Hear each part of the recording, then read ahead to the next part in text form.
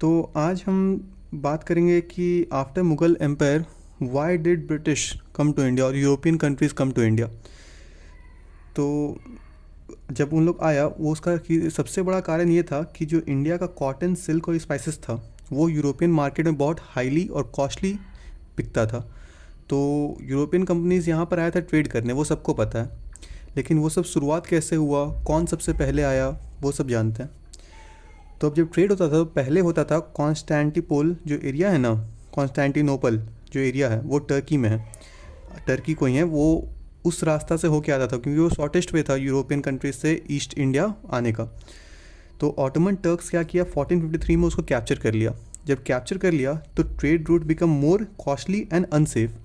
वहाँ पर अटैक होने लगा और मोनोपोली इस्टेब्लिश कर लिया था टर्की लोग कि अब जो करेंगे, हम जितना चार्ज करेंगे उतना आपको देना पड़ेगा। तो वो सब के चलते ऑटोमन टर्क्स का जो जब कैप्चर किया 1453 में, तो trade become costly and unsafe. Then invention of long ship and marine compass help merchant to search for safer sea root.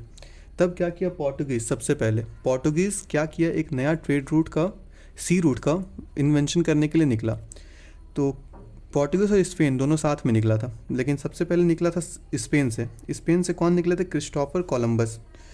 Christopher Columbus जब निकले थे तो वो निकले थे इंडिया को खोजने 1492 में, लेकिन वो पहुंच गए थे अमेरिका। तभी वहाँ का लोग को वो एंग्लो इंडियन बोल दिए थे। 1492 में वो निकले थे स्पेन से, याद रखना, स्पेन से कोलंबस निकले थे लेकिन अमेरिका पहुँच गए थे, इंडिया खोजने के निकले थे। तो स्पेन अमेरिका पहुँच गए। तो दूसरा बार फिर से वहाँ से पोर्टुगीज़ से निकले वास्को डा गामा।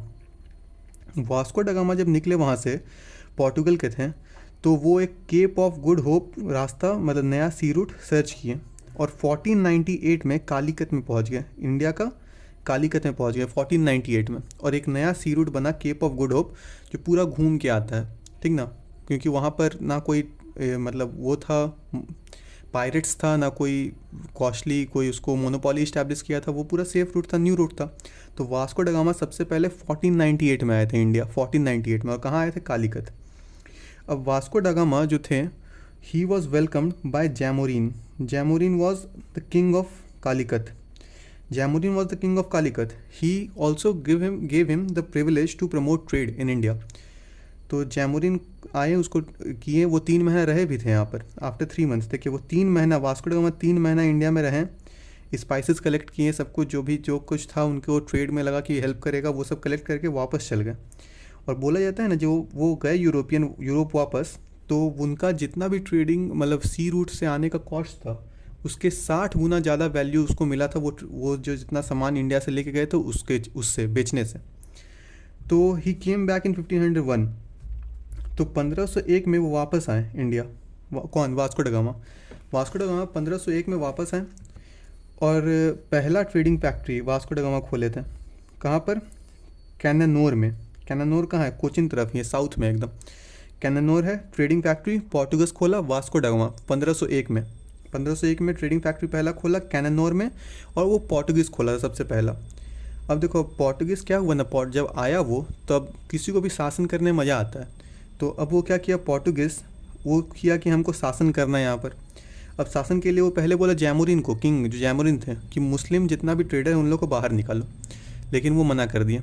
तो उसके चलते उन लोग में कॉन्फ्लिक्ट हुआ, फिर लड़ाई हुआ। जब लड़ाई हुआ तो उसमें क्या हुआ, जैमोरिन हार गए पोर्टुगीज़ से, और ये उन लोग को एक मतलब इंस्पायर कर दिया कि हाँ अब तो हम कर सकते हैं इन लोग पे राज। तो पोर्टुगीज़ जैसे ही जैमोरिन को हरा दिया, तो उसके बाद फर्स्ट पोर्टुगीज़ जो गवर्नर बन के आए थे, उनका क्या नाम, फ्रांसिसो डी एल्मीडा। फ्रांसिसो डी एल्मीडा जो बन के आए थे 1501 में गवर्नर, पोर्टुगीज़ गवर्नर। याद रखना, सबसे पहले पोर्टुगीज़ आया था इंडिया में, वो कब आया था, 1498 में। किसके, कौन वो सी रूट को खोला था, वास्को डा गामा। उस सी रूट का नाम क्या था, केप ऑफ गुड होप। और इंडिया के कालीकत में पहुंचे थे, उनको रिसीव कौन किया था, जैमोरिन। जैमोरिन रिसीव किया, फिर पोर्टुगीज से लड़ाई हुआ, 1501 में ट्रेडिंग फैक्ट्री खोला, और उसके बाद first Portuguese Francisco de Almeida became the first governor in 1501 and establish control over India. And देखो उन लोग क्या किया, blue water policy. Blue water policy क्या है, देखो अब जो अरेबियन सी है, इंडियन ओशन है, वो लोग चाहा कि हम उस पर कब्जा कर लेते हैं। अगर कोई भी और इधर उधर से मतलब जाना चाहा, अगर उसको ट्रेड करना है कहीं और, जापान जाना है या कहीं भी जाना है, तो जाएगा इंडियन ओशन अरेबियन ओशन से होके, अरेबियन सी से होके। तो अब उस पर उन लोग चाह कि कंट्रोल कर ले कि जो भी जाएगा उसको हमको टैक्स देना पड़ेगा या कुछ मतलब देना पड़ेगा, नहीं तो हम उसका जितना भी है कार्गो वर्गो सब कब्जा कर लेंगे। तो वो ब्लू वाटर पॉलिसी कौन लाया था? फ्रांसिसो डी अल्मीडा 1501 में ब्लू वाटर पॉलिसी कब्जा करने के लिए। और वो जो नेवल लाइसेंस देते हैं सबको, जिसका नाम था कार्टाज। कार्टाज था जो नेवल लाइसेंस था, और जिसके पास वो लाइसेंस नहीं होता था उसका कार्गो को, उसका शिप को कब्जा कर लिया जाता था पोर्टुगीज़ की तरफ से। तो कार्टाज दिया जाता था to trade in Indian ocean. देखो लिखा है इंडियन ओशन में ट्रेड करने के लिए तुम्हारे पास ये लाइसेंस होना चाहिए, जिसका लाइसेंस का नाम क्या है? कार्टाज। अब देखो जब ये सब तो हो गया, अब 1509 में Alfonso de Albuquerque became the governor and was the real founder of Portuguese power in India. He was known as the real founder of Portuguese power. याद रखना, ये क्वेश्चन पूछ सकता है कि real founder of Portuguese power कौन था। जैसे real founder of Mughal empire किसको बोला जाता है? रियल फाउंडर ऑफ दिल्ली सल्तनत किसको बोला जाता है? इल्तुतमिश को बोला जाता है।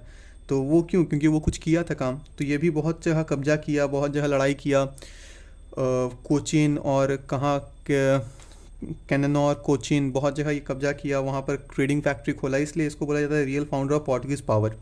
अल्फांसो डी अल्पियूस 1509 का ये गवर्नर बना था, 1509 में।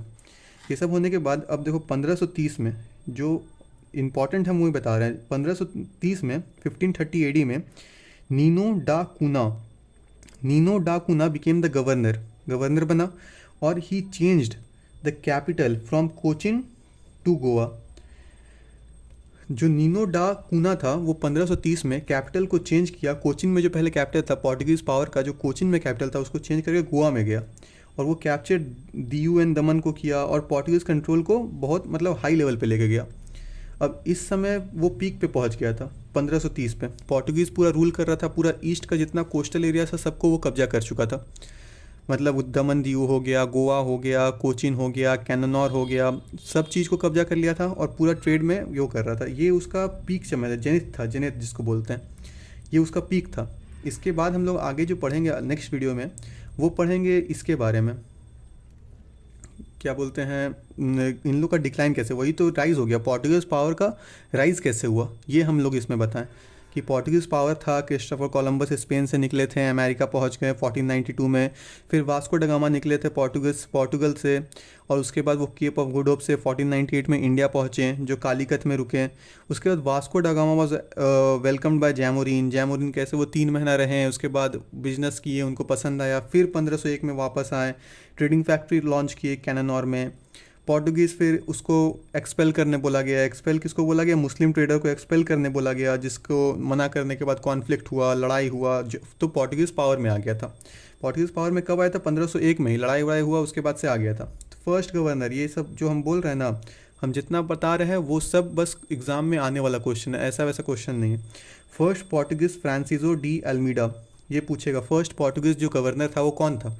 फर्स्ट पोर्टुगीज़ गवर्नर था फ्रांसिसो डी अल्मीडा, जो 1501 में था। वहीं ब्लू वाटर पॉलिसी लाया था। ब्लू वाटर पॉलिसी क्या था? कि इंडियन ओशन में अपना मोनोपोली इस्टेब्लिश करना था, कि इंडियन ओशन में कोई भी ट्रैवल करेगा, कोई भी ट्रेड करेगा, उसको टैक्स देना पड़ेगा या कुछ देना पड़ेगा। जिसके लिए जो कार्टाज नाम का CARTAZ कार्टाज नाम का नेवल ट्रेड लाइसेंस था, जिसके पास नहीं वो होता था, उसका शिप और कार्गो मतलब जब्त कर लेता था पोर्टुगीज़ लोग। 1509 में अल्फांसो डी अल्बुर्की जो है वो real founder of Portuguese power जिसको बोला जाता है, याद रख लेना, ये भी बहुत इंपॉर्टेंट है। 1509 में जो गवर्नर था अल्फांसो डी, वो रियल फाउंडर था पोर्टुगीज़ पावर का। उसके बाद 1530 में जो नीनो डा कूना था, उसका क्या याद करेंगे कि वो कैपिटल चेंज किया था capital from Cochin to Goa. वो कैपिटल अपना चेंज करके कोचीन से गोवा किया था, वो सबसे ज़रूरी है कि नीनो डा कूना। अब ये सब अपना मतलब वो राइज़ किया। ये भी तुम लोग को सबको पता होगा कि पोर्टुगीज़ जो था वो सबसे पहले आया था इंडिया में 1498 में, और सबसे लास्ट में गया था इंडिया में, आई थिंक सो 1961 में वो गोवा छोड़ के गया था। ब्रिटिश लोग तो 1947 में निकल गए थे, लेकिन पोर्टुगीज़ 1961 में गोवा छोड़ा था। उसके पहले तक पोर्टुगीज़ कंट्रोल करता था। सबसे पहले आया था पोर्टुगीज़ और सबसे एंड में गया। ये सब हम आपको बताए हैं कि पोर्टुगीज पावर कैसे राइज हुआ, क्यों वो ये सब जो है केप सब ऑफ गुड important होप चीज़ है, जो था, तो केप याद ऑफ करना ही पड़ेगा। गुड होप जो रास्ता था वो क्यों खोजा सब गया, के क्योंकि बाद जो ऑटोमन next टर्क्स होगा वहाँ वो पर हम लोग अटैक उसको करते बताएं थे, कि उसको Portuguese लूटते power थे, इसलिए decline कैसे किया। Cape of Good Hope British खोजा पावर गया। राइज किया कब? कौन जब खोजा था? Portuguese Vasco power da Gama decline कब किया। खोजा था? 1498 में। देखा जाए तो वो डच को हराया था, पोर्टुगीज को हराया था, फ्रेंच को हराया था, ये सब जो है सब इम्पोर्टेंट चीज़ है, स्थापित याद किया करना था। ही पड़ेगा। तो पोर्टुगीज कब कैसे अब के बाद डिक्लाइन जो करता है ये next हम होगा लोग वो अगला हम वीडियो लोग में उसको बताएंगे बताएं कि आपको। पोर्टुगीज पावर तो डिक्लाइन कैसे आप किया। बस इस ब्रिटिश पे पावर इस राइज सीरीज किया के साथ कब? आप जुड़े जब रहिए, पोर्टुगीज आपको पावर हम डिक्लाइन किया। इस तरह से पढ़ा देंगे देखा ना जाए कि तो वो आपको डच याद को हो हराया जाएगा था, हमेशा के पोर्टुगीज लिए। को हराया था, दूसरा बार फ्रेंच को हराया था, कहीं तब जाने का जाके जरूरत अपना नहीं है, एक जो बता रहे वो सब पूछा जाएगा, उससे अलावा कुछ नहीं पूछेगा। पोर्टुगीज कब कैसे अब गारंटी के साथ डिक्लाइन दे करता सकते है हैं? ये हम लोग अगला बोल वीडियो में सकते हैं बताएंगे आपको, जो बोल रहे हैं बस वही सब पूछेगा, उसके अलावा कुछ भी नहीं पूछने वाला है। इस सीरीज के साथ आप जुड़े रहिए, आपको हम इस तरह जारी रखिएगा, इसको देखिएगा, याद हो जाएगा हमेशा के लिए। नेक्स्ट वीडियो में आपको दूसरा बार और डिक्लाइन जाने का जो कैसे जो बता रहे वो सब पूछा जाएगा, उससे अलावा कुछ नहीं पूछेगा। मॉडर्न हिस्ट्री, एंशिएंट हिस्ट्री, दे सकते हैं, मेडिवल हिस्ट्री सब बोल कवर सकते कर हैं देंगे, सब कि कुछ जो जो बोल जाएगा रहे हैं बस आपको वही एकदम सब पूछेगा, pencil उसके के अलावा लिए कुछ और भी नहीं पूछने CGL, वाला है। SSC रेलवे, SSC तो रेलवे आप जो भी है सब चीज़ मतलब का जारी रखिएगा, तैयारी इसको बहुत देखिएगा अच्छे से और हो गया। समझिएगा। नेक्स्ट चलिए वीडियो में ठीक आपको है, बताएंगे कि बाय। वो डिक्लाइन